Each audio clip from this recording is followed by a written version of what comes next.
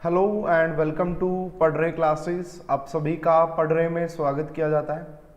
Good evening to all of you. And कैसे हो भाई आप सभी बच्चे, कैसी चल रही है आप सभी की तैयारी? ठीक है, तो आप सभी बहुत अच्छे होंगे और आप सभी की तैयारी भी बहुत अच्छी चल रही होगी। तो जो हम टॉपिक डिस्कस कर रहे हैं दैट इज केमिकल बॉन्डिंग। तो हमने केमिकल बॉन्डिंग में सबसे पहले आयोनिक बॉन्ड के बारे में बात की थी, फिर हमने जो है कोवलेंट बॉन्ड को भी पढ़ना स्टार्ट कर दिया था। तो यह हमारी केमिकल बॉन्डिंग की क्लास नंबर 5 है। इससे पहले 4 क्लासेस हो चुकी हैं, अगर वो आपने नहीं देखी तो एक बार जाके जरूर देख लीजिएगा। तो जो लास्ट क्लास थी उसमें हमने डिस्कशन किया था फॉर्मल चार्ज, रेजोनेटिंग स्ट्रक्चर, इनके बारे में थोड़ा सा डिस्कशन किया था एंड कैसे हम किसी भी बॉन्ड ऑर्डर निकाल सकते हैं रेजोनेटिंग स्ट्रक्चर का। ठीक है, तो लास्ट क्लास में हमने ये डिस्कशन किया था। Hello and welcome to all of you. Hello Aman, Sapna, Gaurav, कोमल, इम्तियाज, विक्की। तो भाई जैसा कि आप सभी को पता है कि हमारी सबसे पहले शुरुआत होती है लास्ट क्लास से रिलेटेड कुछ क्वेश्चंस के साथ। तो लास्ट क्लास में मैंने आपको formal charge and bond order निकालना बताया था। तो सबसे पहले क्वेश्चन है आपके सामने, फटाफट से इसका आंसर कर दीजिए। क्वेश्चन आपके सामने है, फटाफट से आप इसका आंसर कर दीजिए। तो दिस इज फॉस्फेट आयन। मैंने कल आपको समझाया भी था ये क्या होता है, फॉस्फेट आयन होता है और इसकी स्ट्रक्चर क्या होती है, पी डबल बॉन्ड ओ के ऊपर आ गया नेगेटिव चार्ज, यहां पे भी ओ के ऊपर आ गया नेगेटिव चार्ज एंड यहां पे भी आ गया ओ के ऊपर नेगेटिव चार्ज। तो आपको बताना है the formal charge on each oxygen and PO bond order respectively. Hello Aryan, hello Archu, welcome. तो लास्ट क्लास में ही मैंने आपको बॉन्ड ऑर्डर निकालना बड़े अच्छे से समझा दिया था कि बॉन्ड ऑर्डर निकालने के लिए सबसे पहले आप देख लो कि टोटल बॉन्ड्स कितने हैं। तो 2, उसके बाद 3, उसके बाद 4, उसके बाद 5 बॉन्ड है। कितनी रेजोनेटिंग स्ट्रक्चर बनेगी? 4। और जब आप इसको डिवाइड करोगे तो यहां से आएगा 1.25। तो बॉन्ड ऑर्डर में तो कोई भी प्रॉब्लम नहीं होनी चाहिए, बॉन्ड ऑर्डर निकालने में तो आपको कोई भी प्रॉब्लम नहीं होगी इसमें मेरे हिसाब से। तो इसलिए आपका first option and second option तो कैंसल आउट हो जाते हैं यहां से, है ना? क्यों? क्योंकि बॉन्ड ऑर्डर आ रहा है 2.5, यहां पे भी बॉन्ड ऑर्डर आ रहा है 2.5। उसके बाद हमने बात की थी फॉर्मल चार्ज कैसे निकाला जाता है, फॉर्मल चार्ज। तो देखिए अगर आप यहां पे इन्होंने बोला है the formal charge on each oxygen atom, on each oxygen atom, कि हर ऑक्सीजन एटम पे फॉर्मल चार्ज कितना होगा, हर ऑक्सीजन एटम पे फॉर्मल चार्ज कितना होगा। यस विकी करें। देखो अगर आप वैसे थोड़ा सा आइडिया लगाओगे ना जर्नल, मान लो आपको फॉर्मल चार्ज का फॉर्मूला लगाना नहीं है, फिर आप देखना चाहते हैं, तो हमें यह पता है कि इस पूरे कंपाउंड के ऊपर 3 नेगेटिव चार्ज है। हमें यह पता है कि इस पूरे कंपाउंड के ऊपर 3 नेगेटिव चार्ज है और वो 4 ऑक्सीजन पे डिवाइडेड है। अगर आप ड्यू टू रेजोनेटिंग स्ट्रक्चर देखेंगे तो वो 3 नेगेटिव चार्ज, एक इस ऑक्सीजन पे, एक इस ऑक्सीजन पे, एक इस ऑक्सीजन पे और एक इस ऑक्सीजन पे, क्योंकि जो रेजोनेटिंग स्ट्रक्चर होती है ना वहां सब पे, है ना। देखो अगर आप इसका रेजोनेंस हाइब्रिड बनाना चाहते हैं तो इसका रेजोनेंस हाइब्रिड कैसे बनता है पहले आप ऐसे देख लो। तो ये आपका O, ये आपका O, ये आपका O और ये आपका O। अगर आप रेजोनेंस हाइब्रिड बनाओगे तो यहाँ पे भी डबल आया था, यहाँ पे लगाएंगे डैश डैश, यहाँ पे भी डबल आया था, यहाँ पे भी लगाएंगे डैश डैश, यहाँ पे भी डबल आया था, यहाँ पे भी लगाएंगे डैश डैश, यहाँ पे भी डबल आया था, यहाँ पे भी लगाएंगे डैश डैश। अब 4 नेगेटिव का मतलब डेल पार्शियल नेगेटिव, यहाँ पे भी पार्शियल नेगेटिव, यहाँ पे भी पार्शियल नेगेटिव, यहाँ पे भी पार्शियल नेगेटिव। तो ये जो 3 नेगेटिव चार्ज है ना, ये 4 ऑक्सीजन के ऊपर डिवाइड होता है और जब आप 3 को डिवाइड करोगे 4 से तो this is equal to -0.75, -0.75 is the correct answer.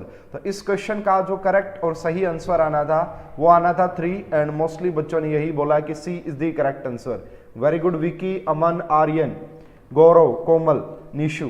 भाई मेरे क्लास में 2 स्टूडेंट बड़े मतलब या तो उनको कम समझ में आता है या फिर वो पता नहीं इंटरेक्ट क्यों नहीं करते हैं। एक पूर्णिमा स्टूडेंट जिसका कोई कमेंट मुझे नहीं दिख रहा, आज भी नहीं दिख रहा है और कम ही दिखता है, and second is Sheetal.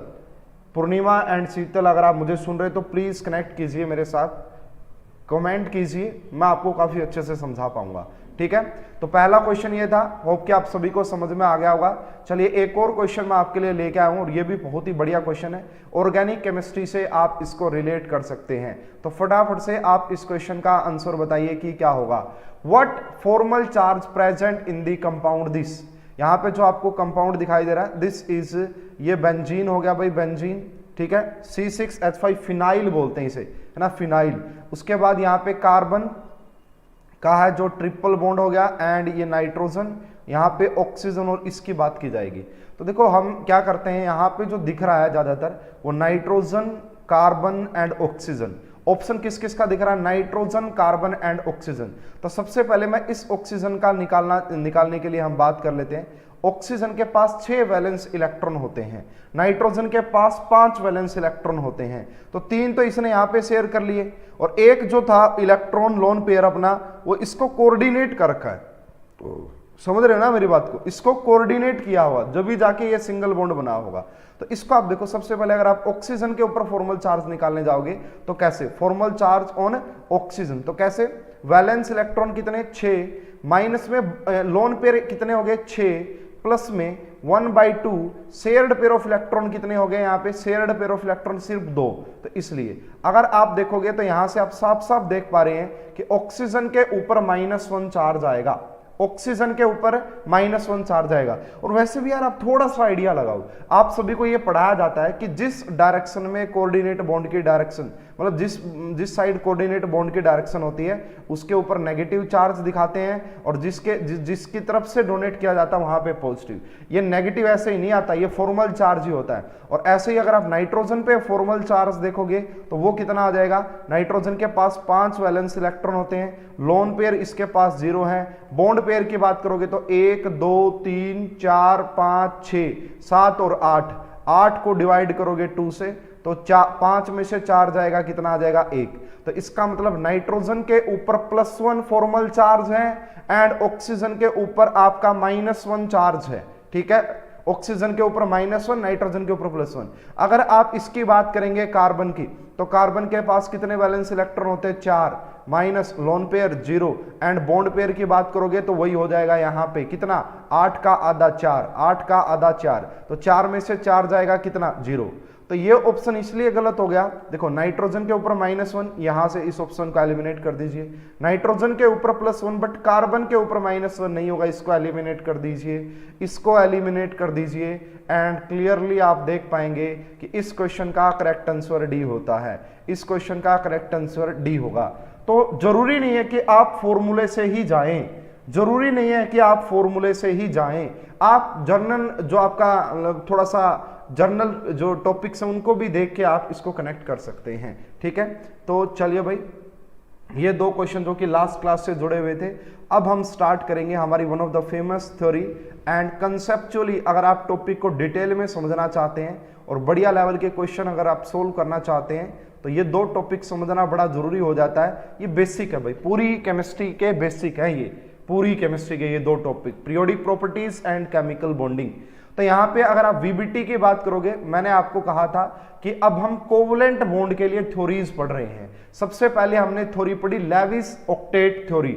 Levi's octet theory का यही कहना था कि एटम्स इसलिए जुड़ते हैं ताकि वो अपना ऑक्टेट कंप्लीट करना चाहते हैं, बस। उसके बाद आए हैं हमारे, इनका पूरी फुल फॉर्म अगर आप देखोगे तो इसकी फुल फॉर्म है वैलेंस बॉन्ड थ्योरी। ये आपको जो है कोऑर्डिनेशन केमिस्ट्री में भी आती है, वीबीटी कोऑर्डिनेशन केमिस्ट्री में आती भी है, तो वो भी एक ही है। तो इसको बेसिकली पोलिंग नाम के साइंटिस्ट थे वो, एंड उसके बाद इसको एक्सटेंड आगे 2 और साइंटिस्ट ने किया था, तो इतना डिटेल में जाने की जरूरत नहीं है। हाँ, ये जरूर जानो कि ये थ्योरी हमें क्या कहती है। तो कोई भी अगर थ्योरी होती है तो उसके कुछ पोस्टुलेट्स होते हैं, उसकी कुछ कहानी होती है, उस कहानी को समझना बड़ा जरूरी होता है। तो भाई वीबीटी का कहना यही था, भाई वीबीटी थ्योरी ये कह रही थी कोई भी 2 एटम्स बॉन्ड जब बनाएंगे जब वो इतने सफिशिएंट पास आ जाए कि उनके एटॉमिक ऑर्बिटल एक दूसरे को क्या करें, एक दूसरे के अंदर कंबाइन हो जाए। मेरी बात को दोबारा से सुनिएगा, वीबीटी का एक ही बात कहना था कि 2 एटम्स बॉन्ड जब बनाते हैं कि जब वो इतने पास आ जाए कि उन एटम्स के एटॉमिक ऑर्बिटल, 2 एटम्स बॉन्ड कब बनाते हैं, जब वो दोनों एटम्स इतने पास आ जाएं कि उन दोनों के एटॉमिक ऑर्बिटल आपस में कंबाइन कर ले, and combination of the atomic orbital is known as overlapping, is known as overlapping. Overlapping is the very very important concept and काफी काम भी आता है, तो इसको देखेंगे। अगर आप इसको इंग्लिश में अपने वर्ड में लिखना चाहते हैं तो बिल्कुल लिख सकते हैं, तो वो मैं लिखूंगा नहीं, मैं जस्ट बोल रहा हूं तो आप उसको लिख सकते हैं। According to VBT, according to valence bond theory, for a covalent bond to be formed between two atoms must come closer to each other such that their atomic orbital combine with each other. This combination of half-filled atomic orbital is known as overlapping of atomic orbital. समझ में आ गया? समझ में आया भाई सभी को? तो इसके कुछ मेन पॉइंट्स है, यानी कि पहली बात तो ये है कि हमें VBT से हमें ओवरलैपिंग नाम के टॉपिक का आइडिया लगा कि व्हाट इज ओवरलैपिंग। VBT ने हमें किसके बारे में बताया? ओवरलैपिंग के बारे में बताया कि ओवरलैपिंग होती क्या है। ओवरलैपिंग का मतलब क्या होता है? Combination of atomic orbital, combination of sir लिखवा दीजिए थ्योरी। ओके, देखिए भाई वैसे तो जिन भी ऑलरेडी हमने किट भेजना स्टार्ट कर दी है, आज किट जो है डिस्पैच हो गई है काफी स्टूडेंट्स के लिए, तो एंड बाकी स्टूडेंट्स के लिए भी बहुत जल्दी हो जाएगी। कॉम्बिनेशन ऑफ एटॉमिक ऑर्बिटल्स, तो थ्योरी उनमें थ्योरी भी मिलेंगे, क्वेश्चंस भी मिलेंगे, सब कुछ काफी बढ़िया ऑर्गेनाइज तरीके से वो मटेरियल है। Atomic orbital, combination of atomic orbital, अब ये कैसे कैसे कंबाइन करेंगे वो अभी मैं डिटेल में डिस्कस करूंगा, वो कैसे कैसे कंबाइन करेंगे वो मैं डिटेल में डिस्कस करूंगा। अब हम सबसे पहले आते हैं कि what are the main points of VBT, है ना। कुछ मेन पॉइंट्स या मेन पोस्टुलेट्स होते हैं, main points of VBT, main points of VBT, valence bond theory के कुछ मेन पॉइंट्स क्या क्या होते हैं, तो आइए देखते हैं। तो सबसे पहले देखिए यहाँ पे, सबसे पहले कुछ इंपॉर्टेंट पॉइंट्स में, तो कुछ कुछ पॉइंट्स मैं यहाँ पे जरूर लिखता जाऊंगा, जो छोटे होंगे, ज्यादा बड़े पॉइंट को एक्सप्लेन करता जाऊंगा। To form a covalent bond, atomic orbitals of atom must be sufficiently close to each other such that they are start overlap। ठीक है, तो यही बात यहाँ पे बोली गई है जो डेफिनेशन में बोली गई थी। To form a covalent bond, to form a covalent bond, to form a covalent bond, atomic orbitals of two atoms, atomic orbital of two atoms, atomic orbital of two atoms, atomic orbital of two atoms must come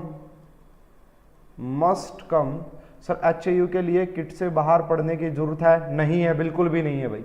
HAU के लिए नहीं, मैं कह रहा हूं net और JEE main तक के लिए भी बाहर से पढ़ने की जरूरत नहीं है। आप किट को बहुत अच्छे से पढ़ लीजिए। बाहर का मतलब है जो मैं क्वेश्चंस मैं केमिस्ट्री की बात कर रहा हूं, जितना मटेरियल मैं दे रहा हूं उससे ज्यादा बाहर पढ़ने की जरूरत नहीं है। जब जरूरत होगी मैं बताऊंगा, अभी नहीं है फिलहाल, अभी इतना पढ़ो एक बार। फिर भी अगर आपको पढ़ना है, मैंने आपको ऑलरेडी बताई हुई है, MTG पब्लिकेशन की मैगजीन आती केमिस्ट्री टुडे नाम से, शायद मैंने आपको बताई हुई है, नहीं बताई तो अभी दोबारा से बता दूंगा या लास्ट में पूछ लेना, ठीक है।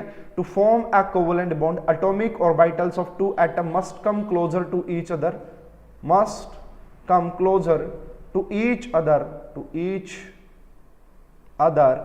such that they start overlap, तो यही कहने का मतलब है, ठीक है। यही तो भाई जो मैं आपको पढ़ा रहा हूं वो मोर देन सफिशिएंट है, बिल्कुल भी टेंशन लेने की जरूरत नहीं है। इसको अच्छे से करो, क्वेश्चंस कहां से लगाने वो मैं आपको बता दूंगा, बताया है। तो अगर मैंने आपको बता रखी है कि MTG पब्लिकेशन की केमिस्ट्री टुडे के नाम से मैगजीन आती है, उसके अंदर बहुत अच्छे क्वेश्चंस होते हैं, बहुत सारे प्रीवियस ईयर होते हैं, वो है। मेरा कंटेंट पढ़ो, क्वेश्चन वहां से लगाओ, जो बुकलेट्स आएगी वहां से लगाओ, जो असाइनमेंट मिलती है वहां से लगाओ, जो टेस्ट होते हैं वहां से, तो इतना मोर देन इनफ है मेरे हिसाब से। अब देखिए सेकंड पॉइंट देखिएगा, यहां से अब बात करते हैं ओवरलैपिंग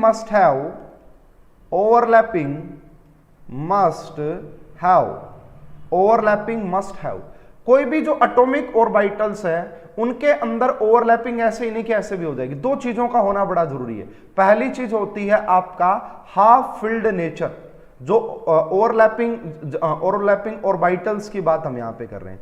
जो ऑर्बिटल होगा, जो ऑर्बिटल ओवरलैप करते हैं, उसके अंदर क्या होना चाहिए, एक तो वो होना चाहिए कि वो हाफ फिल्ड नेचर का हो। हाफ फिल्ड हो, क्योंकि फुल्ली फिल्ड देखो ज्यादातर नॉर्मल केसेस में एक हाफ फिल्ड और एक हाफ फिल्ड मिलेंगे और वो ओवरलैपिंग करेंगे, लेकिन एक स्पेसिफिकली ऐसे केस भी हो सकते हैं कि एक वैकेंट और एक के पास लोन पेयर हो, वो फिर कोऑर्डिनेट बॉन्ड जैसी फीलिंग आएगी, वो फिर कोऑर्डिनेट जैसी।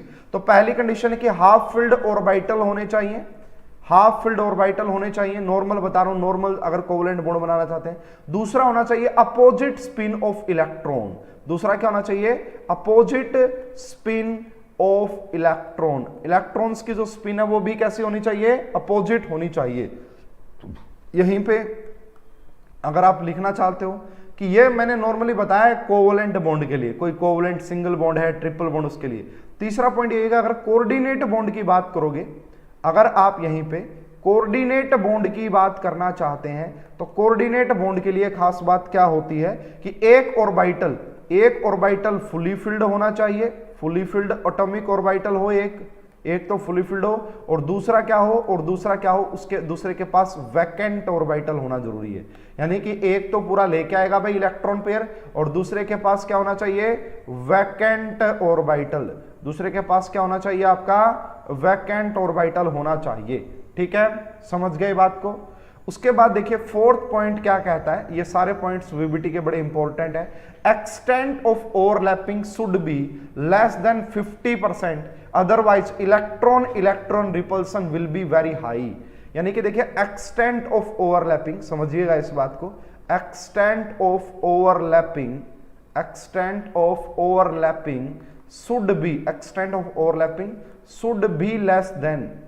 should be less than 50%। भाई जो ओवरलैपिंग हो ना वो 50% से कम ही होनी चाहिए। अगर आप दो एटॉमिक ऑर्बिटल्स को बहुत ज्यादा ओवरलैप करवा देंगे तो फिर वहां पे उसके बाद क्या स्टार्ट हो जाता है, वहां पे otherwise electron repulsion will be start। तो इलेक्ट्रॉन रिपल्सन क्या हो जाता है, स्टार्ट हो जाता है। इसलिए 50% से ज्यादा ओवरलैपिंग ना करवाएं, 50% से ज्यादा ओवरलैपिंग ना करवाएं। फिफ्थ पॉइंट आप देख सकते हैं ओवरलैपिंग को लेके कि ये क्या आता है यहाँ पे, मोर इज दी ओवरलैपिंग। देखिए जितनी ज्यादा अच्छी ओवरलैपिंग होगी उतना अच्छा बॉन्ड बनता है, और जितना अच्छा बॉन्ड बनेगा उसका बॉन्ड स्ट्रेंथ उतनी ही ज्यादा होगी। तो यहाँ पे ये बात भी देखिए, more is the overlapping between orbital, more is the overlapping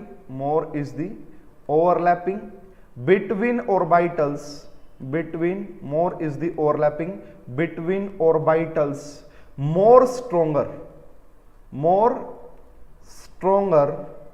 will be bond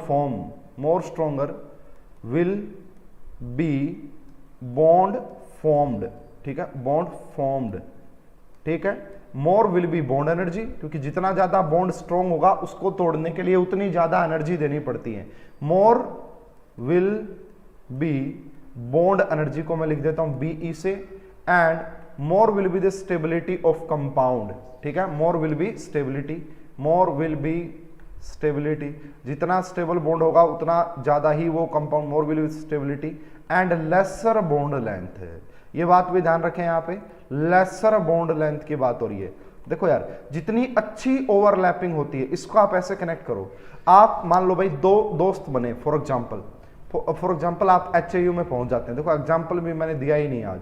for example आप HAU यूनिवर्सिटी में पहुंच जाते हैं और एक A नाम का स्टूडेंट है, तो उसके जब वो गया कॉलेज में तो उसको दो फ्रेंड मिले, एक मिला A और एक मिला B, है ना। जैसे ही A HAU के कॉलेज में पहुंचता है सिलेक्शन के बाद, उसको दो फ्रेंड मिलते हैं, एक A मिलता है और एक B मिलता है। अब उसकी देखा गया कि B के साथ जो बॉन्डिंग है, B के साथ जो ओवरलैपिंग हुई, इनके जो जब ये बैठे इन्होंने जब बात की तो लगा यार ये तो बिल्कुल मेरे जैसा है ना, ये तो मेरा बेस्ट फ्रेंड बनने के लायक है। कहने का मतलब है A और B के अंदर ओवरलैपिंग अच्छी हुई। अगर ओवरलैपिंग अच्छी हुई होगी तो इनके बीच की बॉन्डिंग भी कैसी हुई होगी, इनके बीच की बॉन्डिंग बहुत ज़्यादा स्ट्रॉन्ग हो जाएगी। अगर ये बॉन्डिंग स्ट्रॉन्ग होगी तो सी चाहेगा कि यार ए मेरा बेस्ट फ्रेंड क्यों नहीं बना, तो इसको अगर सी चाहता है कि मैं इन दोनों की दोस्ती तोड़ाऊं तो सी को क्या करना पड़ेगा, बहुत ज़्यादा एनर्जी देनी पड़ेगी। क्यों? क्योंकि भाई स्ट्रॉन्गर बॉन्ड आसानी से टूटते नहीं है। उसके बाद देखो जितनी बढ़िया इन दोनों के बीच में ओवरलैपिंग हुई होगी, बॉन्डिंग हुई होगी, उतना कम डिस्टेंस मिलेगा। हरदम पास पास मिलेंगे ए और बी। कॉलेज में जाना है तो भी पास, कैंटीन में जाना है तो भी पास, ठीक है, बाहर घूमने जाना है तो भी पास। तो ये इसका रीजन ही है कि इनके बीच की जो ओवरलैपिंग है वो बहुत अच्छी हुई है ना, इनके बीच की जो ओवरलैपिंग वो बहुत अच्छी हुई है। समझ में आई बात आपको? तो ये काफी इंपॉर्टेंट पॉइंट है, ध्यान रखना है आपको, 5th पॉइंट। अब बात करते हैं 6th पॉइंट की। तो अब जो ओवरलैपिंग होती है बेसिकली वो 2 टाइप्स की होती है। एटॉमिक ऑर्बिटल ओवरलैप्स इन 2 वेज। तो ओवरलैपिंग 2 टाइप की होती है। सबसे पहली ओवरलैपिंग को नाम दिया जाता है एक्सियल ओवरलैपिंग, है ना। सबसे पहले ओवरलैपिंग को नाम दिया जाता है एक्सियल, एंड इसी का दूसरा नाम है head on overlapping. Axial and head on overlapping, axial and head on overlapping इसे बोला जाता है। सेकेंड इज योर, इसे बोला जाता है बेसिकली साइडवेज, या तो इसे बोलेंगे साइडवेज, या फिर इसे बोला जाता है पैरेलल ओवरलैपिंग। क्या बोला जाता है? या फिर इसे पैरेलल ओवरलैपिंग बोला जाता है। तो ओवरलैपिंग बेसिकली 2 टाइप की होती है। एक एक्सियल ओवरलैपिंग से अभी डिस्कस करेंगे, सिग्मा बॉन्ड की फॉर्मेशन होती है। एक्सियल ओवरलैपिंग से सिग्मा बॉन्ड की फॉर्मेशन होती है, एंड पैरेलल ओवरलैपिंग से आपका पाई बॉन्ड की फॉर्मेशन होती है। अगर नहीं समझ में आया कि what is sigma, what is pi, वो सब अभी डिस्कस करने वाले हैं, ठीक है, वो सब अभी डिस्कस करने वाले हैं। 7th पॉइंट जो ओवरलैपिंग से रिलेटेड कहता है side by side. Okay, side by side भी बोल सकते हैं, साइडवेज जो भी है।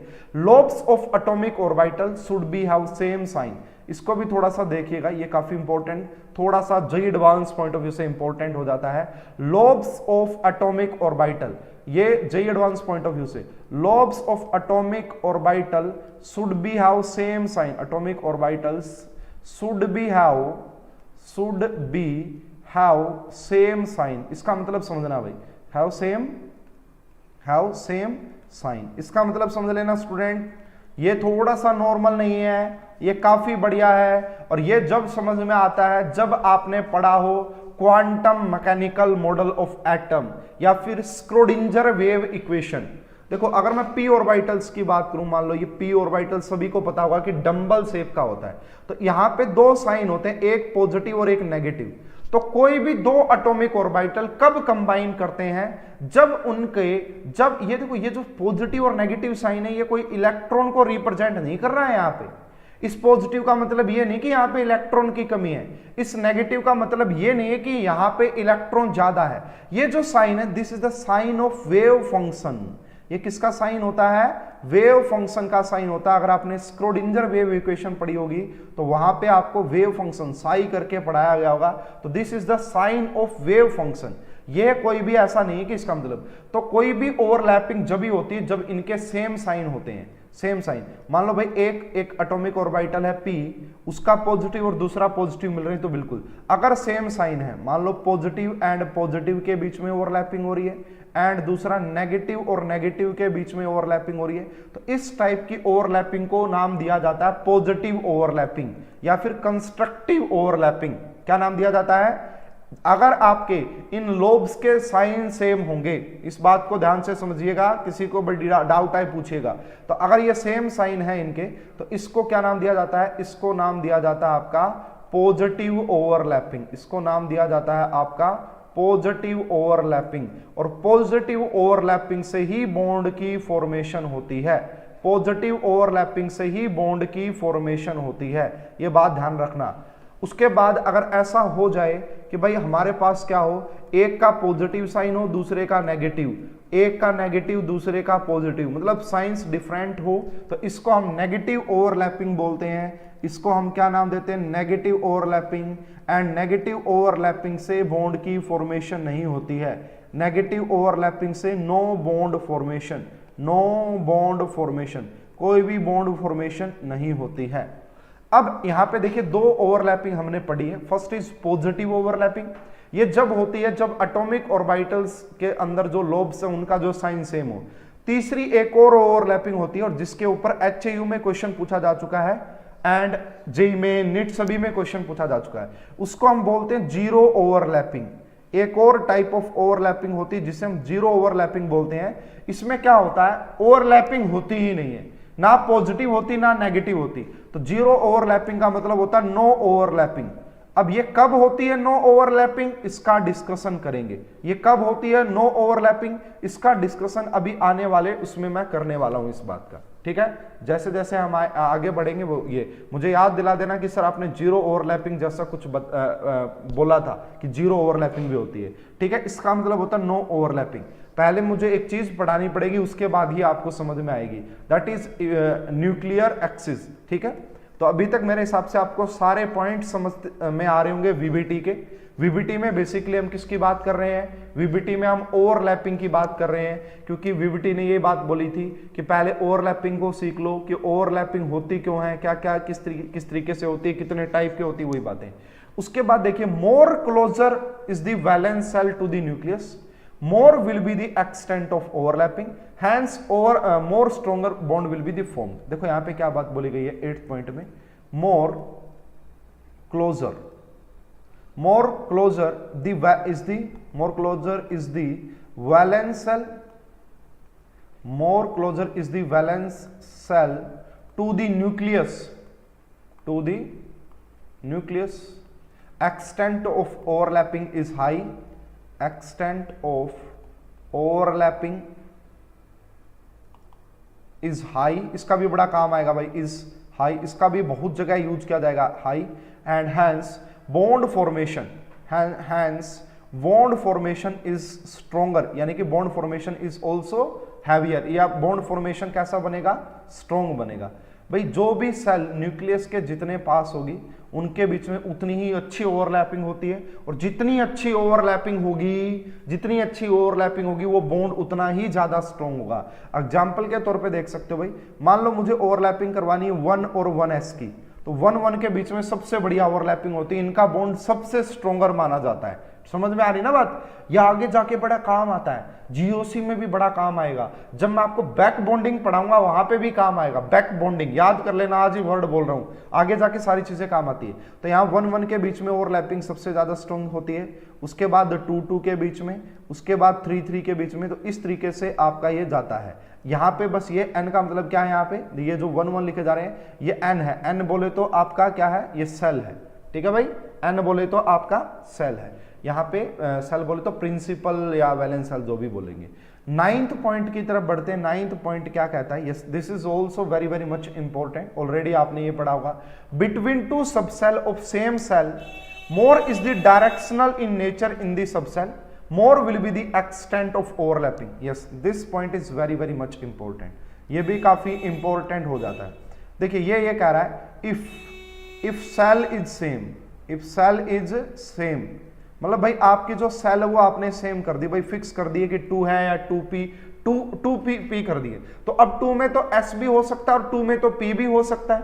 तो किस में एक्सटेंट ऑफ ओवरलैपिंग ज्यादा होगा, अगर आपकी सेल सेम है, if shell is same then extent of overlapping is for the orbitals having directional nature, orbitals having directional nature, orbitals having directional nature, orbitals having directional nature। भाई जो भी orbital जितना ज्यादा डायरेक्शनल नेचर का होगा ना, उतनी ज्यादा ही उसके अंदर अच्छी ओवरलैपिंग होगी, ठीक है। तो इसको मैं समझाता हूं कि इसका मीनिंग क्या है, यहां पे देखिए भाई एक है एस, अगर एन की वैल्यू सेम, तो पहली बार नोट कर ले एन की वैल्यू सेम, अगर एस है उससे ज्यादा अच्छी ओवरलैपिंग होती है एस और पी में, क्योंकि पी के अंदर डायरेक्शनल नेचर आ जाता है, और उससे भी ज्यादा अच्छी ओवरलैपिंग होती है पी एंड पी ऑर्बिटल्स के अंदर। क्यों, क्योंकि पी ऑर्बिटल्स डायरेक्शनल नेचर का होता है, डंबल शेप। एस तो स्फेरिकल टाइप का होता है और पी तो डंबल शेप का होता है ना, इसलिए वो ज्यादा डायरेक्शनल नेचर का होता है। तो यहाँ पे ये बात जरूर ध्यान रखना कि यहाँ पे आपने जो सेल है वो क्या रखनी है, सेम। यहाँ पे जो सेल है वो आपने क्या रखनी है, सेम रखनी है। क्या आपको ये बात समझ में आ गई? If shell is same, orbitals having directional nature, उसको उसके अंदर एक्सटेंट ऑफ ओवरलैपिंग ज्यादा अच्छा होता है। एन की वैल्यू जितनी कम होगी उतनी अच्छी ओवरलैपिंग होगी, एन की वैल्यू जितनी अच्छी होगी उतनी वो होगी। ठीक है भाई। उसके बाद चलते हैं नेक्स्ट पॉइंट पे। 10th पॉइंट क्या कहता है? 10th पॉइंट देखिएगा, एस ऑर्बिटल्स की अगर आप बात करोगे, यहां पे थोड़ा सा ऑर्बिटल के बारे में आइडिया होना चाहिए। एस ऑर्बिटल की जो शेप होती है वो स्फेरिकल नेचर की होती है, स्फीयर टाइप का होता है, spherically in nature, sphere type का होता है भाई, spherical in nature. S orbital is spherical in nature. इसी को आप ये भी बात कर सकते हो कि S orbital non directional nature का भी होता है ना। एस ऑर्बिटल का किसी भी डायरेक्शन से कोई लेना देना नहीं होता, तो हम ये भी बोल सकते हैं कि this is non directional in nature, non directional in nature. ठीक है। अब यहां पे बात देखोगे, यहां पे ये जो एस ऑर्बिटल होता है ये नॉन डायरेक्शनल नेचर का होता है, कोई पर्टिकुलर डायरेक्शन नहीं होती इसकी, तो इसीलिए ये आपका हेड ऑन ओवरलैपिंग शो करता है। ये कैसी ओवरलैपिंग शो करेगा? ये आपका हेड ऑन ओवरलैपिंग शो करता है भाई। कैसी ओवरलैपिंग शो करेगा? Head on. हेड ऑन बोले तो एक्सियल, हेड ऑन बोले तो एक्सियल। तो एस ऑर्बिटल सिर्फ एक्सियल ओवरलैपिंग शो करता है क्योंकि वो डायरेक्शनल नेचर का नहीं होता है। जबकि अगर आप बात करोगे पी एंड डी ऑर्बिटल की, पी एंड डी ऑर्बिटल की बात करोगे तो ये बेसिकली दोनों ही डायरेक्शनल नेचर के होते हैं। इनकी पर्टिकुलर डायरेक्शन होती है ना। जैसे पी एक्स सुना होगा आपने, पी वाई सुना होगा, तो ये डायरेक्शनल नेचर के होते हैं, इसलिए ये बोथ टाइप की ओवरलैपिंग शो करते हैं, both type of overlapping, both type of overlapping show करते हैं। ये आपका एक्सियल भी शो कर सकते हैं एंड ये आपका पैरेलल ओवरलैपिंग भी शो कर सकते हैं, दोनों टाइप की ओवरलैपिंग शो कर सकते हैं। ठीक है। उसके बाद चलते हैं और देखते हैं कि यहाँ पे और क्या क्या आता है। देखिए सिंस यहाँ पे एक चीज और आप देख सकते हैं इसमें वीबीटी की हेल्प से, एक और पॉइंट यहाँ पे आप लिख सकते हैं यहाँ पे कि since orbital are directional in nature except s orbital shows bond formation by then is in iso have same direction which gives a definite geometry to the molecules। अब देखो इसका मतलब क्या है, जब भी ये जुड़ेंगे ना, जब S जुड़ेगा, P जुड़ेगा, D जुड़ेगा, ये एक पर्टिकुलर डायरेक्शन में जुड़ेंगे, और जब ये डायरेक्शन में जुड़ेंगे तो एक ये क्या करते हैं, एक डेफिनेट ज्योमेट्री की फॉर्मेशन करते हैं। तो ये जो डायरेक्शनल नेचर के ऑर्बिटल्स होने की वजह से ये पर्टिकुलर एक डायरेक्शन में जुड़ते हैं, और उस डायरेक्शन में जुड़ने से ये एक पर्टिकुलर किसकी फॉर्मेशन कर लेते हैं, एक पर्टिकुलर ज्योमेट्री की फॉर्मेशन कर लेते हैं। तो देखो लेविस ने कोई भी ज्योमेट्री के बारे में नहीं बताया था, लेविस ने कोई भी ज्योमेट्री के बारे में नहीं बताया था, बट वीबीटी एंड ओवरलैपिंग की हेल्प से हम ये बात बोल सकते हैं कि हम काफी हद तक पहुंच गए कि एक डेफिनेट ज्योमेट्री बनेगी। अभी हालांकि उसको सीखेंगे तो समझेंगे तो और अच्छे से समझ में आएगी। तो अब हम चलते हैं जी, आपका first type of overlapping is that is axial overlapping. And कैसे होती है, कौन कौन एक्सियल ओवरलैपिंग शो करते हैं, तो फटाफट से इसको सीख लेते हैं कि एक्सियल ओवरलैपिंग होती क्या है और कौन कौन से ऑर्बिटल्स एक्सियल ओवरलैपिंग शो करते हैं। तो एक्सियल ओवरलैपिंग का मतलब, सबसे पहले एक्सियल ओवरलैपिंग से पढ़ने से पहले यहां पे हम पढ़ेंगे आपका इंटर न्यूक्लियर एक्सिस। इसको पढ़ोगे, अगर ये पढ़ोगे, अगर ये आप पढ़ोगे inter nuclear axis. Inter nuclear axis क्या होता है, देखिए अगर जब तक आपको मेंशन ना किया गया हो, जब तक आपको मेंशन ना किया गया हो तो आपको जेड एक्सिस को इंटर न्यूक्लियर एक्सिस मानना है। जेड एक्सिस को एनसीईआरटी में जेड एक्सिस को ही इंटर न्यूक्लियर एक्सिस माना हुआ है।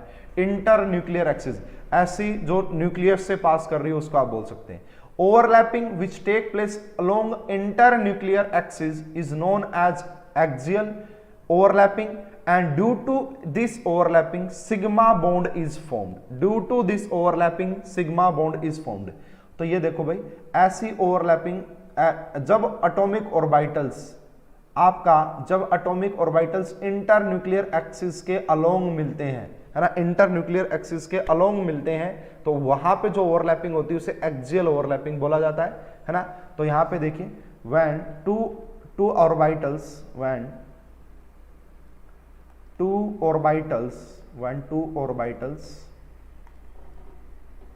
overlap, when two orbitals connect to, when two orbitals connected through internuclear axis is known as axial overlapping, AO, axial overlapping, and due to this overlapping, इस overlapping की वजह से किसकी formation होती है, and due to this overlapping sigma bond is formed, due to this overlapping sigma bond is formed. किसकी formation हो जाती है जी, किसकी फॉर्मेशन हो जाती है जी, सिग्मा बॉन्ड की फॉर्मेशन हो जाती है। याद रखिएगा, बड़ा काम आता है ना। आगे जब मैं हाइब्रिडाइजेशन निकलवाऊंगा ना, तो वहां पे हम किसकी बात करेंगे, वहां पे हम किसकी बात करेंगे, सिग्मा बॉन्ड की बात करेंगे। तो देखो सबसे पहले हम बात करते हैं यहाँ पे कि ये क्या आपको इंटरन्यूक्लियर एक्सिस का आइडिया लगा क्या, व्हाट इज इंटरन्यूक्लियर एक्सिस? अगर नहीं लगा तो अभी लग जाएगा। सबसे पहले बात करते हैं एस एस ओवरलैपिंग की। जैसा कि मैंने आपको पहले ही बता दिया है कि S orbital non directional nature का होता है, तो ये सिर्फ और सिर्फ एक्सियल ओवरलैपिंग ही शो करता है, सिर्फ head on overlapping he show करता है। ठीक है, इसी को भाई ये जो दिख रहा है ना, इसी को हम क्या बोलते हैं, सिग्मा बॉन्ड बोलते हैं, सिग्मा बॉन्ड। आगे जाके ये टर्मिनोलॉजी बड़ी काम आएगी। और जिस बच्चे को अब लग रहा है ना कि यार ये चीजें समझ में नहीं आ रही, वो ज्यादा इंटरेक्ट करे मुझसे कि सर थोड़ा सा और डिटेल में एक्सप्लेन करो। अब आपके ऊपर डिपेंड करता है, जितना बोलोगे उतना डिटेल में एक्सप्लेन कर दूंगा। तो मैं एक, मेरे पास ये एस ऑर्बिटल है, ठीक है, यहाँ पे इसका मैं मान लेता हूँ कि ये न्यूक्लियस हो गया, और ये मेरे पास एक और दूसरा ऑर्बिटल है एस का, दो ऑर्बिटल एस के हैं ये, यहाँ पे इसका न्यूक्लियस है। तो इंटर न्यूक्लियर एक्सिस का मतलब यहाँ पे देखो भाई, यहाँ पे तो हर एक्सिस ही इंटर न्यूक्लियर एक्सिस होती है ना। कहीं से भी पास करिए तो स्फीयर नेचर का, तो सारी एक्सिस ही क्या बन जाएगी यहाँ पे, इंटर न्यूक्लियर एक्सिस। फिर भी हम जेड एक्सिस को इंटर न्यूक्लियर एक्सिस मानते हैं, जब तक स्पेशली मेंशन ना करे एग्जामिनर। तो ये जेड हो गया, and this is also Z, मैंने मान लिया कि ये जेड एक्सिस है। तो ये दोनों मिलेंगे, और ये दोनों जब मिलेंगे तो यहाँ पे मिलने के बाद इनकी सिचुएशन कुछ ऐसी होगी, इनकी सिचुएशन कुछ ऐसी होगी कि ये दोनों ओवरलैप कर होंगे। और ये जो रीजन दिख रहा है ये ओवरलैपिंग रीजन है। अब कोवलेंट बॉन्ड में तो सीधा बोल दिया था कि शेयरिंग होती है, अब ये बता रहा है जो ओवरलैपिंग का कंसेप्ट है ये एक्सप्लेन कर रहा है कि कैसे होती है शेयरिंग। तो ये कैसा आपका, ये आपका ओवरलैपिंग रीजन बोलते हैं इसे हम ओवरलैपिंग रीजन बोलते हैं, इसे हम ओवरलैपिंग रीजन बोलते हैं। तो Z axis is assumed to be internuclear axis, Z axis को इंटरन्यूक्लियर एक्सिस माना है जब तक आपको स्पेशली ये चीज मेंशन ना की गई हो, है ना, जब तक वो एग्जामिनर ना लिखे ना कि इंटरन्यूक्लियर एक्सिस वाई को मान लो, तब तक जेड को ही इंटरन्यूक्लियर एक्सिस मानना। इसका बहुत बढ़िया एग्जांपल ले सकते हैं। H2 की जो फॉर्मेशन होती है ना, H2 की फॉर्मेशन वो ऐसे ही होती है। कैसे, हमारे पास ये एक H, इसके पास होता 1s के अंदर एक, यानी कि s ऑर्बिटल के अंदर एक इलेक्ट्रॉन, बोला था ना हाफ फील्ड होने चाहिए, बोला था ना हाफ फील्ड होने चाहिए। तो यहाँ पे दूसरा जो हाइड्रोजन का होता है वहां पे भी क्या हो गया 1s, तो दोनों के हाफ फील्ड ऑर्बिटल ये दोनों मिलेंगे और यहाँ पे किसकी फॉर्मेशन हो जाएगी, H2 की फॉर्मेशन हो जाती है। तो अगर कोई पूछे ना H2 के अंदर कैसी ओवरलैपिंग होती है, तो एक्सियल ओवरलैपिंग होती है। क्यों, क्योंकि H के पास सिर्फ s ऑर्बिटल होता है, और एक्सियल ओवरलैपिंग से किस टाइप की बॉन्ड की फॉर्मेशन होती है, सिग्मा बॉन्ड की फॉर्मेशन होती है। किसकी, सिग्मा बॉन्ड की फॉर्मेशन होती है। तो ये थी जी फर्स्ट टाइप ऑफ ओवरलैपिंग। अभी तो हम एक्सियल की बात कर रहे हैं, एक्सियल में मैंने आपको पढ़ाया एस का। दूसरा केस है एसपी ओवरलैपिंग। क्या एसपी ओवरलैपिंग भी पॉसिबल है? यस। तो देखिए ये हमारा एस ऑर्बिटल हमने लिया एंड यहाँ पे ये पॉजिटिव दिखाया। अब यहाँ पे देखो 3 एक्सिस है, तो इसको तो हमने मान ही रखा है कि ये हमारी जेड एक्सिस है। अगर ये जेड एक्सिस है तो इसको मैं मान लेता हूँ कि जो इसके परपेंडिकुलर है ये वाई है, और यहाँ पे मैं इसको मान लेता हूँ कि ये एक्स है। आप कहीं पे भी किसी को मान सकते हैं। तो ये एक्स आ गया, ये तीनों एक दूसरे के परपेंडिकुलर होती है। अब देखो भाई, एस ऑर्बिटल पी के साथ ओवरलैपिंग कब करेगा, और वो भी एक्सियल वाली, जब करेगा जब वो दोनों एक इंटर न्यूक्लियर एक्सिस के थ्रू जुड़ेंगे। तो अगर ये जेड है तो यहाँ पे पक्का ही, अगर आप इसको जोड़ना चाहते हैं, स्पेशली एक्सियल ओवरलैपिंग करवाना चाहते हैं, तो यहाँ पे कौन होना चाहिए, तो यहाँ पे भाई पी जेड होना चाहिए। यहाँ पे कौन होना चाहिए, यहाँ पे पी जेड होना चाहिए। तो ये एस ऑर्बिटल और ये पी जेड, देखो ये इंटर न्यूक्लियर एक्सिस है, ये P के लिए तो इंटर न्यूक्लियर एक्सिस है ना जेड एक्सिस, और ये S के लिए होगी। तो दोनों अगर इंटर न्यूक्लियर एक्सिस के थ्रू मिलेंगे तो यहाँ पे भी बेसिकली आपकी ओवरलैपिंग होगी, and this overlapping is also known as axial overlapping. इससे भी आपका सिग्मा बॉन्ड की फॉर्मेशन होगी। तो इससे भी आपका जो है सिग्मा बॉन्ड की फॉर्मेशन होगी, इससे भी आपका सिग्मा बॉन्ड की फॉर्मेशन हो जाएगी। तो इसी को हम क्या बोल देते हैं भाई, आपका एक्सियल ओवरलैपिंग। इसका एग्जांपल देखो, इसके तो बहुत सारे एग्जांपल आपको देखने को मिल जाएंगे, जैसे हाइड्रोजन HF ले लो, HCl ले लो, HBr ले लो, H2S ले लो, इन सभी के अंदर कैसी ओवरलैपिंग होती है, एक्सियल ओवरलैपिंग। क्यों, देखो कैसे, समझिएगा कैसे होती है। यहाँ पे थोड़ा सा डिटेल में कंसेप्ट भी बताता जा रहा हूं भाई, ताकि आपको समझ में आ जाए। अगर आप HF की बात करोगे, एक तो यहाँ पे हाइड्रोजन है जिसका एटॉमिक नंबर होता है 1, तो हाइड्रोजन के पास तो पक्का ही 1s1 रहा होगा। दूसरा यहाँ पे है फ्लोरीन की बात करोगे, इसका एटॉमिक नंबर 9 होता है, इसकी इलेक्ट्रॉनिक कॉन्फ़िगरेशन होती है 1s2, 2s2 एंड 2p5। तो यहाँ पे एक ही अनपेयर्ड इलेक्ट्रॉन होता है। अगर आप इसको देखना चाहते हैं तो कुछ ऐसे ऑर्बिटल की टर्म में, ये 1s था, इसके अंदर एक था ये, और यहाँ पे क्या था दूसरा, यहाँ पे क्या था, ये p के दिखा रहा हूं बस, 1 2 3, तो ये क्या रहा होगा, px रहा होगा, ये py रहा होगा, और ये pz रहा होगा। तो 5 का मतलब क्या कि सबसे पहले एक एक बढ़ते हैं, 1 2 3, उसके बाद 4 और उसके बाद 5। तो ये वाले जो दोनों है ना, ये दोनों क्या करेंगे, आपका ये वाला हाफ फिल्ड एटॉमिक ऑर्बिटल और ये वाला हाफ फिल्ड एटॉमिक ऑर्बिटल, ये दोनों क्या करेंगे, आपका जो है इंटर न्यूक्लियर एक्सिस के थ्रू क्या करेंगे, ओवरलैपिंग, जिससे कि सिग्मा बॉन्ड की फॉर्मेशन हो जाएगी, इससे जुड़ा हुआ एक बहुत बढ़िया क्वेश्चन आपका बन सकता है अगर आप चाहो तो। देखिए, अगर आपसे मैं पूछूं कि बताओ भाई, एक HF बॉन्ड है, एक HCl है, एक HBr है, कौन सा बॉन्ड सबसे ज्यादा स्ट्रॉन्गर होगा और क्यों, तो अब यहां पे देखिएगा, इसलिए ओवरलैपिंग का कंसेप्ट हो जाता है। यहां पे भी 1s है, यहां पे भी 1s और यहां पे भी 1s है, बट यहां पे फ्लोरीन के पास 2p के अंदर हाफ फिल्ड ऑर्बिटल है, यहां पे 3p के अंदर हाफ फिल्ड ऑर्बिटल है, और यहां पे 4p के अंदर हाफ फिल्ड ऑर्बिटल है। आपको क्या बोला गया था कि ये 1 जितनी कम वैल्यू रही होगी, जितनी कम उतनी अच्छी ओवरलैपिंग, तो सबसे बढ़िया ओवरलैपिंग होगी 1s और 2p के बीच में, उससे वीक हो जाएगी ओवरलैपिंग 1s और 3p के बीच में। इसीलिए अगर आप ओवरलैपिंग की बात करोगे, यहाँ पे अगर आप मुझसे पूछोगे कि ओवरलैपिंग सबसे बढ़िया कहाँ हो रही है इनमें से, तो मैं कहूंगा इसमें हो रही है ओवरलैपिंग। अगर ओवरलैपिंग सबसे बढ़िया इनके अंदर हो रही, तो इनकी बॉन्ड एनर्जी भी ज्यादा रही होगी, क्योंकि ओवरलैपिंग जितनी ज्यादा, बॉन्ड एनर्जी उतनी ज्यादा, समझ गए। एंड वहीं पे अगर आपसे पूछ लेता है यहाँ पे बॉन्ड लेंथ का ऑर्डर क्या होगा, तो बॉन्ड लेंथ सबसे ज्यादा किसकी होगी, HBr की। क्यों, क्योंकि यहाँ पे ओवरलैपिंग सबसे वीक है, समझ गए मेरी बात को, बोलो भाई बोलो, समझ गए क्या मेरी बात को, आपको समझ में आ गई। तो यहाँ पे कुछ इस तरीके से आप देख सकते हैं। अब भाई अगर आप बात करोगे, इसके अलावा भी यहाँ पे PP ओवरलैपिंग भी पॉसिबल हो सकती है एक्सियल में आपका। अब मैं ज्यादा डिटेल में नहीं बताऊंगा, ये SS दिखाया मैंने, SP भी दिखाया। अब थर्ड एक्सियल की अगर आप बात करोगे, तो यहाँ पे आपका जो है PP ओवरलैपिंग भी पॉसिबल है। अगर आप एक्सियल ओवरलैपिंग की बात करोगे तो PP ओवरलैपिंग भी पॉसिबल है। तो कौन सी PP बनेगी, PZ और PZ के बीच में जो ओवरलैपिंग होगी, that is axial overlapping, and इसकी वजह से भी सिग्मा बॉन्ड ही बनेगा। एग्जांपल अगर आप देखना चाहते हैं तो F2 ले लो, PZ और PZ है, Z इंटर न्यूक्लियर एक्सिस है, इस बात का जरूर ध्यान रखें कि Z इंटर न्यूक्लियर एक्सिस है, इस बात का जरूर ध्यान रखें।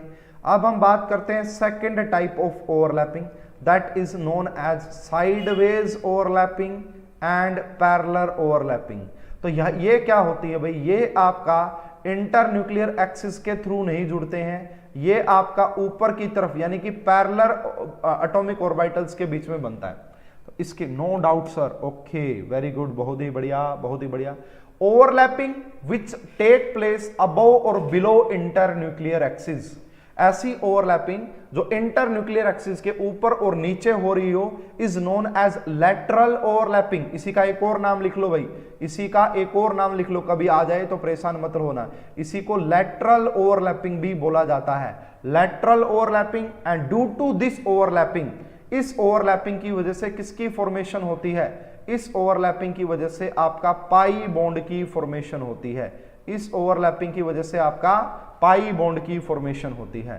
तो इसमें सबसे बढ़िया एग्जांपल आएगा पीपी ओवरलैपिंग। एस तो पॉसिबल ही नहीं है क्योंकि एस पैरेलल नहीं शो करता। पीपी जो है वो दोनों टाइप की, पीपी में मैंने आपको एक्सियल का भी एग्जांपल दिया था, कहां गया, पीपी में मैंने आपको एक्सियल का भी एग्जांपल दिया था, अच्छा यही है इसके ऊपर, पीपी में मैंने आपको एक्सियल का भी एग्जांपल दिया था, और पीपी आपका पाई भी हो सकती है। तो यहाँ पे इसका अगर आप इसको समझना चाहते हैं तो यहाँ पे हम बात करेंगे पीपी ओवरलैपिंग की। अब देखो समझते हैं इसको, सभी को समझ में आ रहा है ना भाई, सभी को समझ में आ रहा है। देखो अब यहां पे मान लेते हैं इन वाई डायरेक्शन, बिल्कुल सही बात है। तो यहां पे मान लेते हैं कि ये आपका इंटर न्यूक्लियर एक्सिस है जो कि आपने जेड बोली हुई है। तो जेड के परपेंडिकुलर क्या रहा होगा, यहां पे जेड के परपेंडिकुलर यहां पे वाई रही होगी, वाई परपेंडिकुलर, तो इसको मैं बोलूंगा पी वाई। यहां पे मैंने पॉजिटिव दिखाया है, यहां पे नेगेटिव। ये पॉजिटिव नेगेटिव क्या होते हैं मैं पहले ही बात कर चुका हूं। प्लस में यहां पे एक मेरे पास दूसरा किसी दूसरे का भी क्या रहा होगा, एटॉमिक ऑर्बिटल रहा होगा, वो भी क्या रहा होगा पी वाई। तो पहले हमेशा एक बात और अभी पढ़ाऊंगा थोड़ी सी देर में, अभी थोड़ी सी देर में पढ़ाऊंगा। अब ये दोनों क्या करेंगे, ऐसे आपस में ऐसे ओवरलैप करेंगे, है ना, पैरेलल ही ओवरलैप करते हैं, इसीलिए इसको पैरेलल ओवरलैपिंग बोला जाता है। तो ये कुछ ऐसा दिखाई देगा आपको, ये कुछ ऐसा, ठीक है, ये कुछ ऐसे, ये जो बॉन्ड बनता है ना पाई बॉन्ड, ये कुछ ऐसे बनता है, ये वाला, ये वाला। तो यहाँ पे देखो ये बस इतना सा ओवरलैपिंग रीजन है। ये जो रीजन नजर आ रहा है, this is overlapping region, this is overlapping region perpendicular to the inter nuclear axis. Yes, देखिए भाई इसको मैं ऐसे समझाता हूं बेसिकली कि जो यहाँ पे इस बॉन्ड का जो नाम होता है भाई, इस बॉन्ड का जो नाम होता है इसे हम पीपाई बॉन्ड बोलते हैं, है ना। क्यों, क्योंकि पहली बात तो ये पी और पी के बीच में बना है, दूसरी बात ये पाई बॉन्ड है, इसलिए इसको क्या नाम दिया जाता है, पीपाई बॉन्ड, पीपाई बॉन्ड, ठीक है ना। ये बात ध्यान रखना, कई बार आएंगी ये चीजें, p pi d pi bond, p pi bond, and this is also very much important for GOC point of view. GOC point of view से के लिए भी ये बहुत ज्यादा इंपॉर्टेंट होता है, ये बात ध्यान रखना, ठीक है ना। तो दिस इज पीपी ओवरलैपिंग, तो ये पैरेलल ओवरलैपिंग है, पैरेलल ओवरलैपिंग की वजह से पाई बॉन्ड की फॉर्मेशन होती है। अब आओ मैं समझाता हूं आपको, मैंने O2 का ही एग्जांपल ले लिया, O2 ऑक्सीजन, ये कैसे बना होगा। तो हमें पता है कि ऑक्सीजन दो ऑक्सीजन के एटम से बना होगा, एक का एटॉमिक नंबर ये हो गया ये। तो इसकी अगर आप इलेक्ट्रॉनिक कॉन्फ़िगरेशन देखोगे 1s2 2s2 and 2p3, sorry 1s2 2s2 2p4, ठीक है। तो यहां पे भी अगर दूसरा ऑक्सीजन एटम की बात करूं जिसका एटॉमिक नंबर भी 8 ही रहा होगा, तो इसकी इलेक्ट्रॉनिक कॉन्फ़िगरेशन भी क्या आ जाएगी, यहां पे भी 1s, ये आपका 2s एंड यहां पे 2p, ठीक है। तो यहां पे कितने इलेक्ट्रॉन रहे होंगे, ये दोनों भरे हुए हैं, 1s के अंदर दोनों भरे हुए हैं, 2s के अंदर भी दोनों भरे हुए हैं, एंड 2p की बात करोगे तो 2p में मैं 3 नाम लिख देता हूं। यहाँ पे मैंने लिख दिया px, यहाँ पे लिख दिया py, यहाँ पे लिख दिया pz। तो यहाँ पे कितने भरे हुए हैं, 8 होते हैं ना, तो 4, 1 उसके बाद 2 उसके बाद 3 उसके बाद 4, ठीक है ना। सेम कहानी यहाँ पे भी है कि यहाँ पे 1 और 2 भरे हुए हैं, यहाँ पे भी 1 और 2 भरे हुए हैं, यहाँ पे 1 उसके बाद 2 उसके बाद 3 और उसके बाद 4, यहाँ पे भी 4 भरे हुए हैं। अब मुझे ये बताओ ओवरलैपिंग के लिए क्या चाहिए था, हाफ फिल्ड एटॉमिक ऑर्बिटल होना चाहिए। यस, तो क्या ये दोनों हाफ फील्ड ऑर्बिटल हैं, ये भी pz भी हाफ फील्ड है, तो यहाँ पे भी आप लिख सकते हो बिल्कुल px py एंड pz, यहाँ पे भी लिखते हो 1s एंड 2s।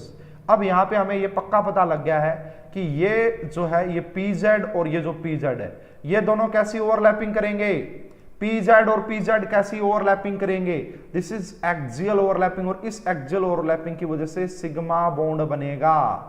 एंड अब जैसे ही देखो मैं ऐसे समझाता हूं इसको, यहां मेरे हाथों के ऊपर थोड़ी सी नजर बनाए रखना कि ये देखो 3 ऑर्बिटल, इसके देखो दिस इज pz, ये pz, ये py परपेंडिकुलर है ना बिल्कुल, और ये ऊपर वाला x लगा लो, कोई भी लगा सकते हो, ये pz।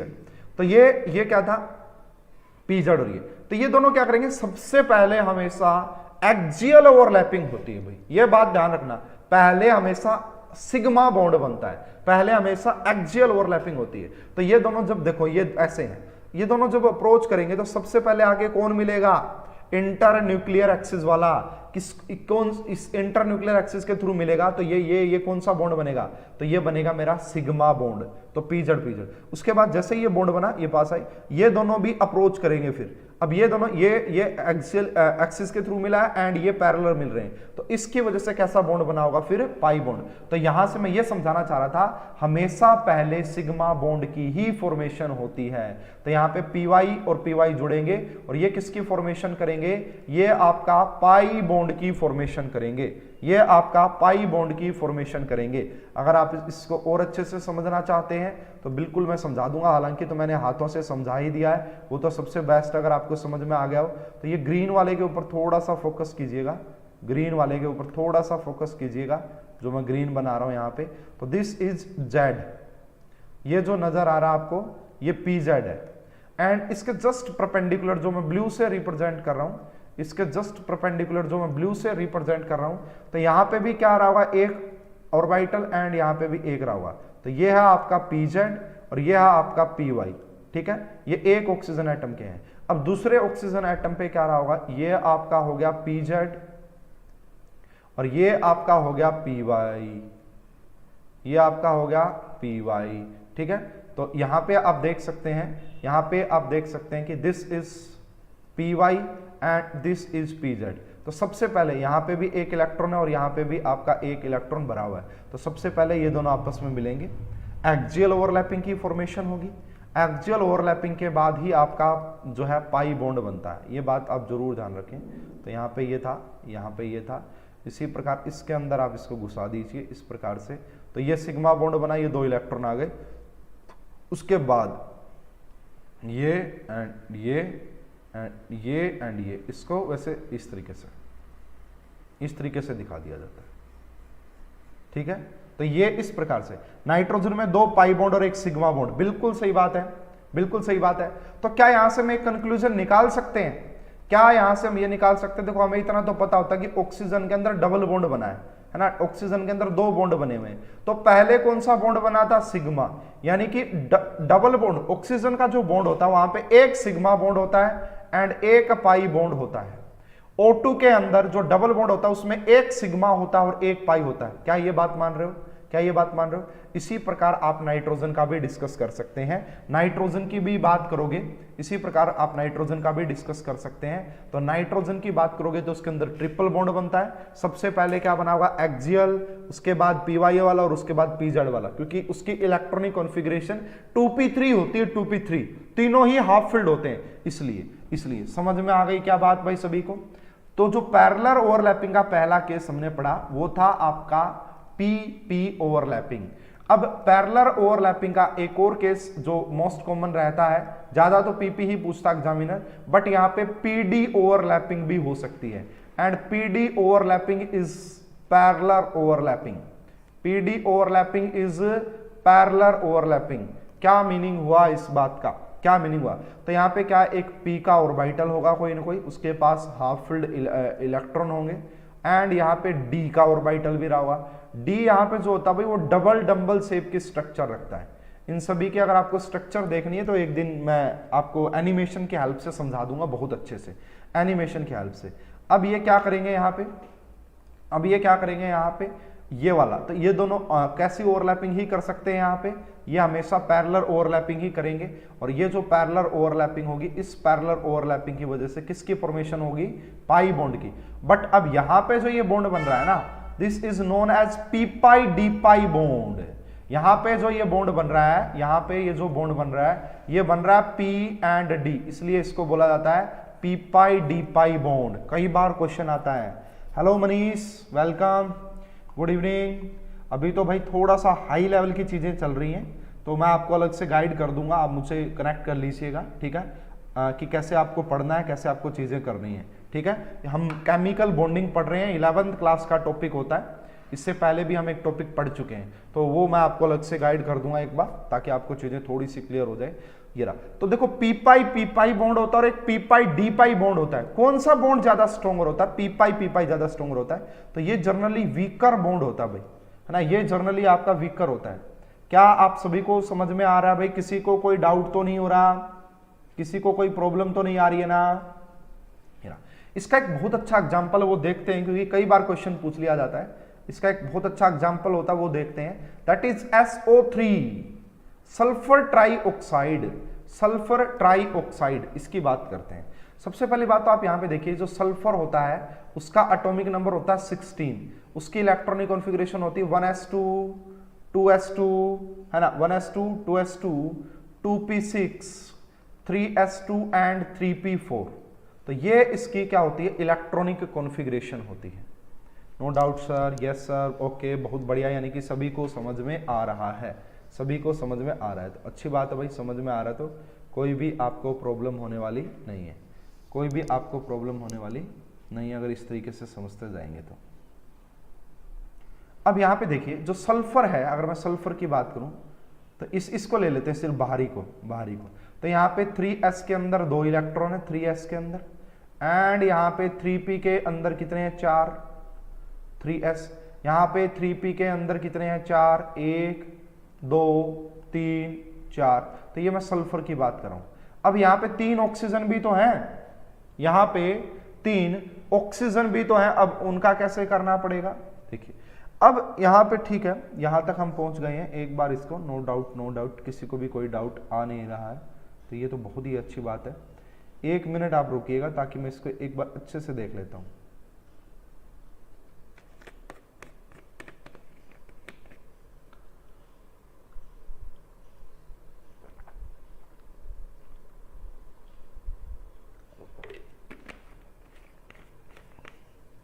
अब देखिए होता क्या है यहाँ पे, स्टूडेंट थोड़ा सा ध्यान से देखिएगा, होता क्या है यहाँ पे।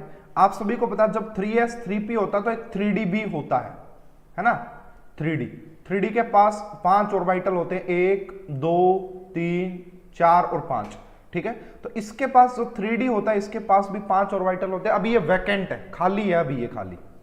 तो ये जो है हमारी ये ग्राउंड स्टेट है, ये हमारी क्या, इसको क्या बोला जाता है, ग्राउंड स्टेट, मतलब सारी इलेक्ट्रॉन है। अब यहां से ऐसा भी तो हो सकता है कि इस इलेक्ट्रॉन को आप यहां पे डी में ले जाएं, बिल्कुल पॉसिबल हो सकता है। यानी कि अब आपने क्या किया, यहां पे ये रखा, यहां पे 1 2 3 रखे, यहां पे 2 के 2 रखे हुए हैं भाई, ये यहां पे 1 यहां पे 1 यहां पे 1।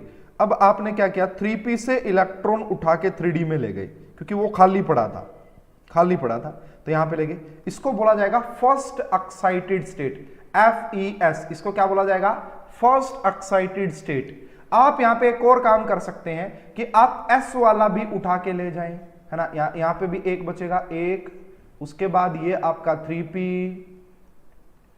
उसके बाद ये आपका 3p, 1 2 3 4। तो यहां से आपने उठा लेंगे, इसको क्या बोला जाएगा, सेकंड एक्साइटेड स्टेट।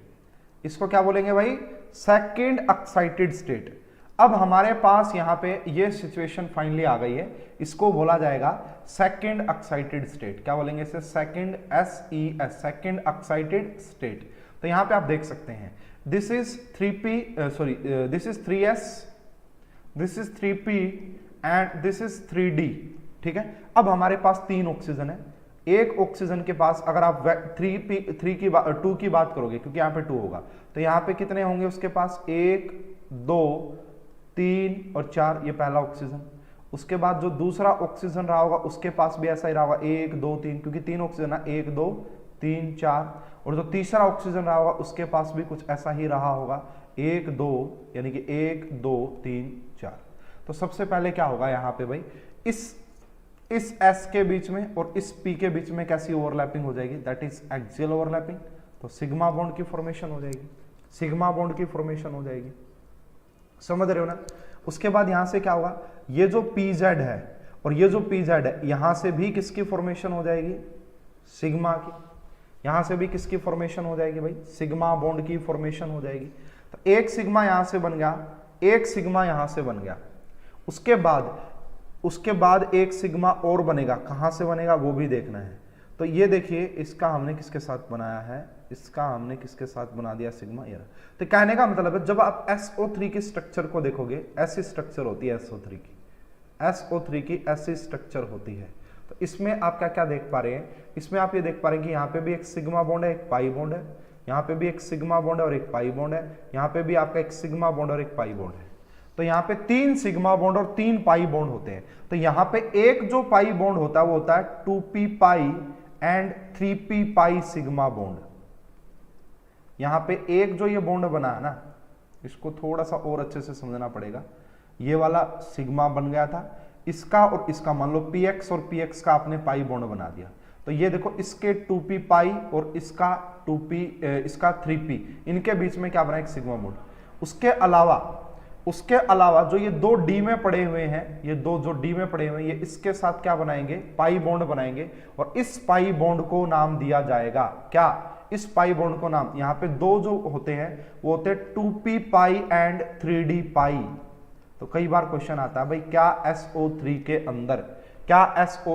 अंदर p पाई d पाई बॉन्ड होता है, या कई बार ऐसे क्वेश्चन आता है बताओ इनमें से किसके अंदर p पाई d पाई बॉन्ड है, कई बार ऐसे क्वेश्चन बनता है। क्या आप ये बात समझ पाए स्टूडेंट, थोड़ा सा बताओ, ये थोड़ा सा क्लियर नहीं हुआ होगा मैं मानता हूं, जिसको नहीं हुआ घबराने की जरूरत नहीं है, जिसका नहीं हुआ घबराने की जरूरत नहीं है, जिसका हो गया बहुत अच्छी बात है, जिसका हो गया बहुत अच्छी बात है, जिसका नहीं हुआ घबराने की जरूरत नहीं है, कोई ज्यादा मतलब काम नहीं आता, मेनली जो बात है वो आप समझ जाओ एक बार, नहीं तो फिर मैं नेक्स्ट क्लास में और डिटेल में समझा दूंगा एक एग्जाम्पल के साथ। अभी मुझे थोड़ा सा एक और 2-4 चीजें रहती है वो कंप्लीट कर देता हूं। मुझे अब आपका पढ़ाना था, मैंने आपको पढ़ाया PP ओवरलैपिंग, PD ओवरलैपिंग हुई, एंड अब हम थोड़ा सा बात कर लेते हैं DD ओवरलैपिंग की। किसकी बात कर लेते हैं, थोड़ा सा DD ओवरलैपिंग की बात कर लेते हैं। तो यहां पे हम बात करेंगे DD ओवरलैपिंग की। तो नाम से ही पता लग रहा है DD ओवरलैपिंग का मतलब क्या है, दो D के ऑर्बिटल आपस में कनेक्ट करें। तो ये सिंपली DD ओवरलैपिंग से किसकी फॉर्मेशन होती है, d पाई बॉन्ड की फॉर्मेशन होती है, किसकी, d पाई बॉन्ड की फॉर्मेशन होती है, ठीक है। तो ये आप देख सकते हैं बेसिकली, ये आपने लिया एक p का ऑर्बिटल, यहाँ d का ऑर्बिटल, प्लस में ये आपने दूसरा लिया होगा यहाँ पे d का ऑर्बिटल, और जब ये दोनों d के ऑर्बिटल ये पैरेलल ही जुड़ते हैं भाई, पैरेलल, एक ऐसे जुड़ देंगे तो पैरेलल जुड़ेंगे, यहां से भी किसकी फॉर्मेशन होती है, आपका पैरेलल ओवरलैपिंग की फॉर्मेशन होती है, this is called d pi bond, ठीक है। एक और यहाँ पे स्पेशल बॉन्ड बनता है जिसका नाम होता है डेल्टा बॉन्ड, जिसका नाम होता है डेल्टा बॉन्ड, वो इसी से जुड़ा हुआ है। देखिए जब नॉर्मल पाई बॉन्ड बनता है तो वहां पे कोई भी दो ऑर्बिटल ओवरलैप करते हैं, दो लोब्स बोल सकते हो बेसिकली, बट अगर किसी डी ऑर्बिटल्स के अंदर ही डेल्टा बॉन्ड देखने को मिलेगा, ये डी ऑर्बिटल्स, ये आपने लिया एक डी का ऑर्बिटल और ये आपने लिया आपका एक और डी का ऑर्बिटल, जब इनके चारों के चारों लोब्स, ऐसे देखो आप, यह हाथ था, यहां पे एक लोब ये रहा, एक लोब ये रहा, एक ये रहा और ये रहा, 4 लोब्स ऐसे, और ये वाले भी 4 लोब, जब 4 के 4 लोब्स आपस में कनेक्ट करते हैं, देखो एक हो रहा है ये फिनोमिना, ये 4 के 4 आपस में, इसको बोला जाता है डेल्टा बॉन्डिंग। अगर 4 के 4 ओवरलैप्स, ये दोनों आपस में एंड ये दोनों आपस में, इसको कल मैं 3D इमेजिनेशन समझाऊंगा भाई, कल वाली क्लास देखना बहुत जबरदस्त दिखेगी, आपको लगेगा कि हाँ महसूस किया जा रहा है केमिस्ट्री को, दिख रही है रियलिटी में केमिस्ट्री कैसी होती है, तो कल दिखाएंगे। इसको डेल्टा बॉन्ड बोला जाता है, याद रखना भाई, जब डी ऑर्बिटल्स के चारों लोब्स पैरेलली कनेक्ट करते हैं उस बॉन्डिंग को डेल्टा बॉन्डिंग बोला जाता है, डेल्टा बॉन्ड बोला जाता है। समझ में आ गया। ओवरलैपिंग अभी भी हमारी कंप्लीट हुई नहीं है, कल थोड़ा सा और ओवरलैपिंग के बारे में पढ़ेंगे and then after we start hybridization. तो भाई टॉपिक थोड़ा सा बड़ा है, मैं ज्यादा डिटेल में ही पढ़ा रहा हूं, उसका रीजन भी यही कि आपको बड़ा काम आएगा, आपको अच्छे से चीजें समझ में आ जाएंगी, बहुत बढ़िया है, आ जाएगा समझ में, कोई भी परेशानी नहीं होगी। आज की क्लास में अगर किसी स्टूडेंट को कोई डाउट है तो बता सकता है भाई, नहीं तो फिर बाकी का डिस्कशन हम कल की क्लास में करेंगे, ठीक है। तो आज जो पढ़ा है उसको एक बार अच्छे से पढ़ के आइएगा एंड बाकी का डिस्कशन हम नेक्स्ट क्लास में करेंगे, ठीक है। तो होप कि आपको चीज़ें समझ में आ रही होंगी, कोई भी डाउट आए तो पूछते रहा करो। आप सभी को मेरी तरफ से गुड इवनिंग और मिलते हैं कल की क्लास में। जब तक के लिए कल की क्लास में आपको मज़ा आ जाएगा, आप कहोगे सर यार मतलब आपने जो केमिस्ट्री पढ़ाई है और जो दिखाई है ना, केमिस्ट्री पढ़ा के जो दिखाई है वो बड़ा ज़बरदस्त है। तो कल की क्लास में सभी मिलेंगे बड़े ज़बरदस्त तरीके से, कल 3D एनिमेशन दिखाने वाला हूँ मैं, आपको फील करवा दूंगा कि ये ऑर्बिटल्स वगैरह क्या होते हैं, क्या कहानी होती है, वो देखो वैसे तो फील करवाने की बात है, लेकिन काम यही आएगा जो मैं पढ़ा रहा हूँ, क्योंकि क्वेश्चन इनसे सोल्व होगा, ठीक है। उससे आपका माइंड में थोड़ा सा इमेजिनेशन और ज़्यादा बढ़ जाएगा कि कैसे ये जुड़ रहे हैं, कैसे दिखते हैं, क्या होता है, ठीक है। इस क्लास में अभी